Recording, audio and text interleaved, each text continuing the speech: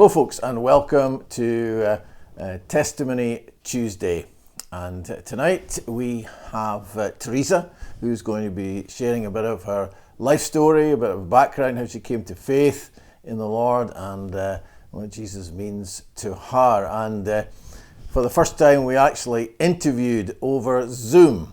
And it worked really well as we recorded that, and I'm sure you're going to be blessed and encouraged by it. We've got one or two other people who have said that they will to give their testimony in a similar way, and we may be coming for you to ask you to do it. So please don't feel threatened by it, but see it as a blessing to others within the fellowship and out with who may be interested in watching. So after we've finished, we're going to link it in to Elam Sound's new song, Trust in the Lord. This is one of the verses that Teresa refers to in the testimony, and we played it the first time just a couple of weeks ago on a Sunday, and Elam Sound have given permission for Elam churches to use these songs.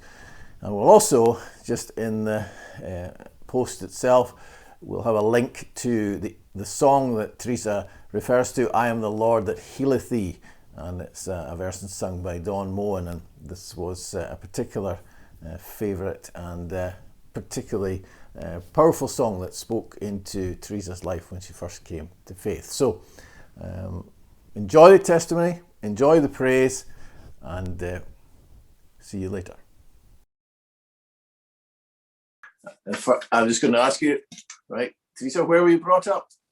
I was brought up in Glencraig, a wee mining village over there in the Kingdom of Fife. I'm a wee Fifer. I was there until I was about my early teens, and we moved to Ballingarry. So I'm the youngest of 10, and we were brought up in the Catholic faith. Okay. Who influenced your life as a child?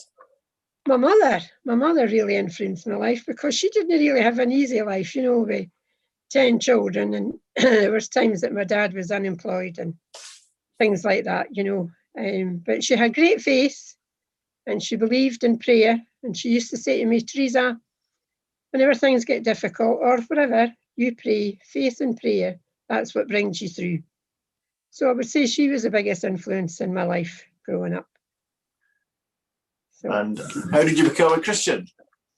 I became a Christian. It was a lady that I worked beside me, and I worked in I had done my nursing training and worked in the hospital in St John's for about a year, and then I left there and went to work in what they call Epicraft, a centre for people who suffer from epilepsy and learning difficulties. And there, Mary Ann was there, who used to go to the same chapel as I. We used to go to St Peter's.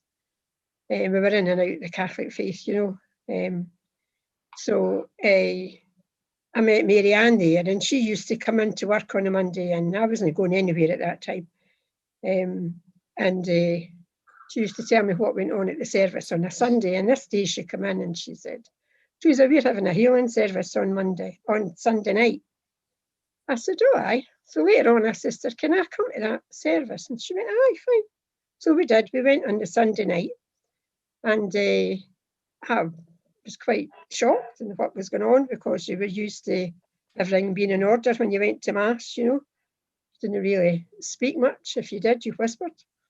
And here was people singing and dancing and hands in the air and whatnot else. And this was quite interesting to me. And then when the pastor at the time, it was Jeff Blease, I think, when he had finished speaking, he'd asked, if anybody wanted to come and know Christ, to put their hand up. And I didn't put my hand up, although I felt like it, but I didn't do it. But then later on, I was watching people going down the front to get prayed with, as I believe.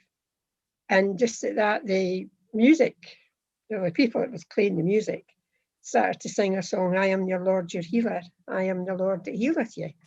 And I started to cry, and I didn't know why I was crying. And I think Mary Ann must have seen me, for she came up and she went, what's wrong? I said, Mary Ann, I can't stop crying. I says, "At that song." So she says, "Do you want to come out and get prayed with?" And I went, "No, really, I don't want to go down there." But anyway, I did. But the next thing I remember was I was outside because I smoked at the time and a few other things. I used to swear a lot and everything, but I went outside for a cigarette and she was in her car. And I went into the car because it was a bad winter night. And she says to me, "Teresa, why are you smoking 2 cigarettes at the one time?" And I went, "Oh, am I?" "Oh," I says, "I don't know, Marianne, something happened in there." She went, "Look, come on, we'll go back in and see if Pastor's free to pray with you." So we went back in and we got prayed with, and I came home that night and just, I didn't have a Bible. We weren't encouraged to read the Bible. It was a catechism at school, and my dad had a few Bibles, but he didn't read the Bible to us or anything. And as I continued to go to work, and I said to Marianne, "I've not got a Bible." So she brought me a Bible, and I sort of started reading it, and it was quite funny. I used to sort of say to her, "What does this mean? And what does that mean?" And she got to the stage where she used to hide from me at work because I kept asking all these questions. And I was leaving work early one day, and I went and says to Marianne, about something happened the night before when I was in prayer. And I thought she said to me, "Read Revelations." So I'm coming up the road with this Bible and I'm reading Revelations, and I thought, "Oh, I don't know what this is about." So next day I went in and I said to her, "Marianne, what's all this about Revelations?" And she went, "Why are you reading that?" I says, "You told me to." She went, "No, I didn't tell you. What I said was, you've had a revelation from God, but what you were reading, and in prayer."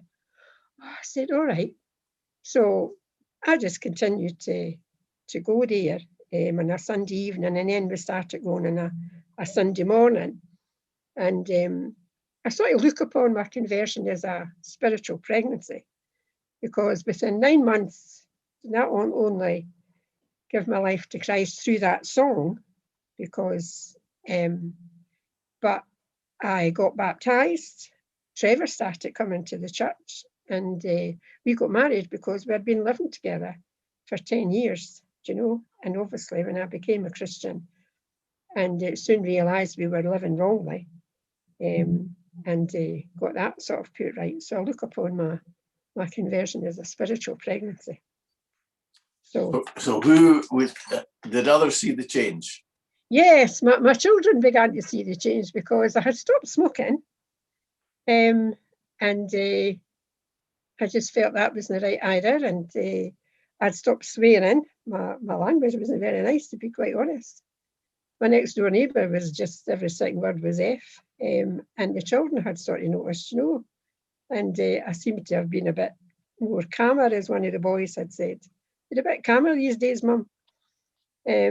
And I said, "Aye, probably because I'm going to church." And my neighbour just sort of look at me, but did you know the change was real for yourself? Yes, I did actually. I came out, I lived in Larrick Avenue at the time, and I came out my door and you had to cross the road and go down by the play park to go to Safeway. And as I was turned the corner to go down by the play park, it suddenly hit me.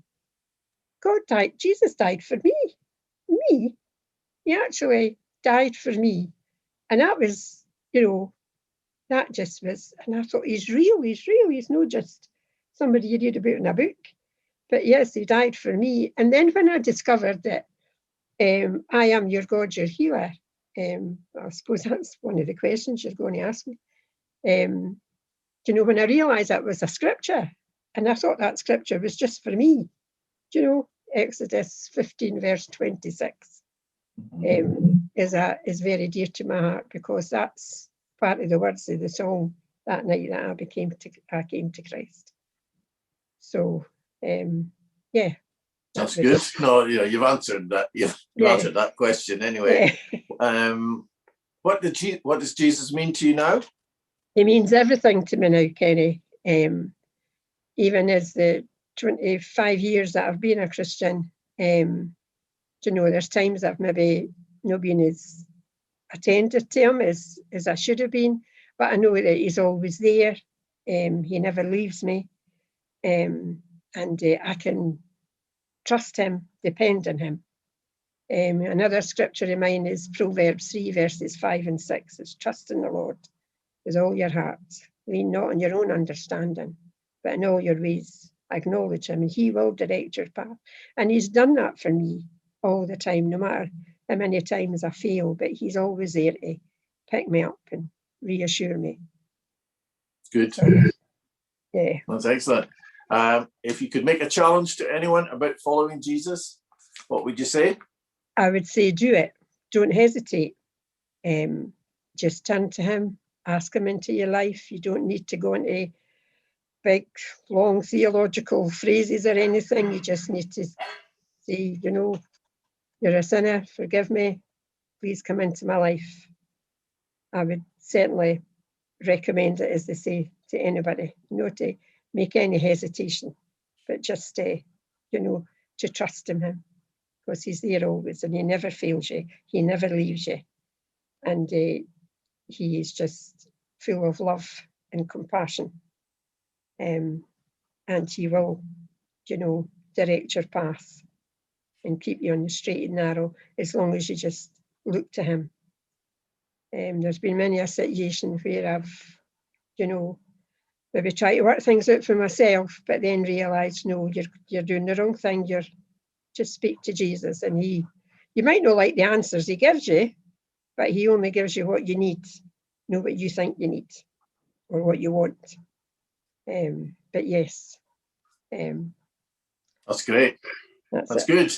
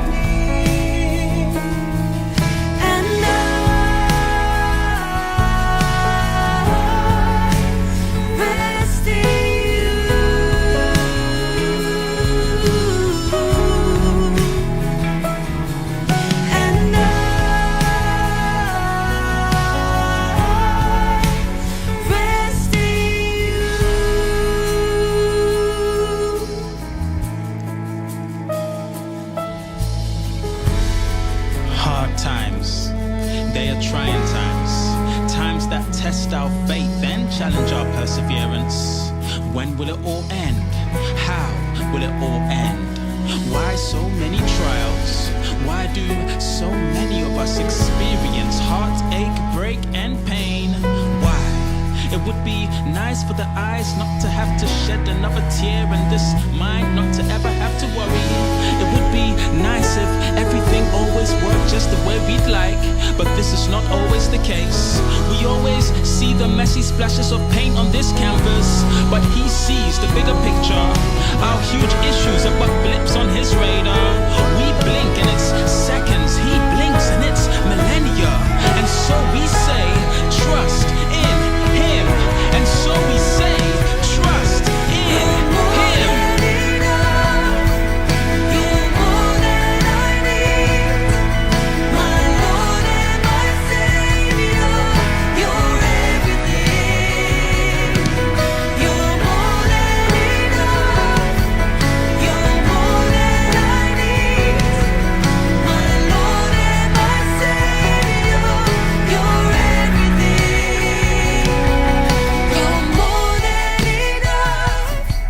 Yes, You're Lord. more than I need. You're more than My we need. Lord and my Savior, you're everything. You're everything to You're me. more